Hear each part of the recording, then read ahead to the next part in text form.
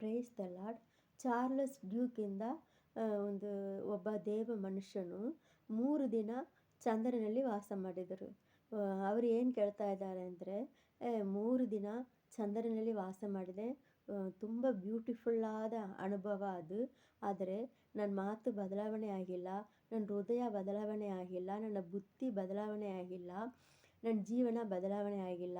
ಆದರೆ ನಾನು ಯೇಸುವಿನೊಂದೇ ಇರುವಾಗ ನನ್ನ ಮಾತು ಬದಲಾವಣೆ ಆಯಿತು, ನನ್ನ ಹೃದಯ ಬದಲಾವಣೆ ಆಯಿತು, ನನ್ನ ಬುದ್ಧಿ ಬದಲಾವಣೆ ಆಯಿತು, ನನ್ನ ಜೀವನನೇ ಬದಲಾವಣೆ ಆಯಿತು ಅಂತ ಕೇಳ್ತಾ ಇದ್ದಾರೆ.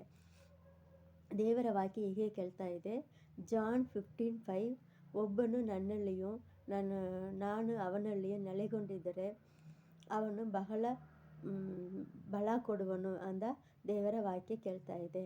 ನಿಮ್ಮ ಜೀವನ ಬದಲಾವಣೆ ಆಗಬೇಕಂದ್ರೆ ನೀವು ಯೇಸುವಿನೊಂದೇ ಇರಬೇಕು. ಆವಾಗಲೇ ನೀವು ಬದಲಾವಣೆ ಆಗ್ತೀರಾ, ತುಂಬ ಬಲಗಳನ್ನು ಕೊಡ್ತೀರಾ. ದೇವರ ದಾಮಿ ನಿಮ್ಮನ್ನು ಆಶೀರ್ವದಿಸಲಿ. ಆಮೇನ್. ಹಲ್ಲೆಲೂಯಾ.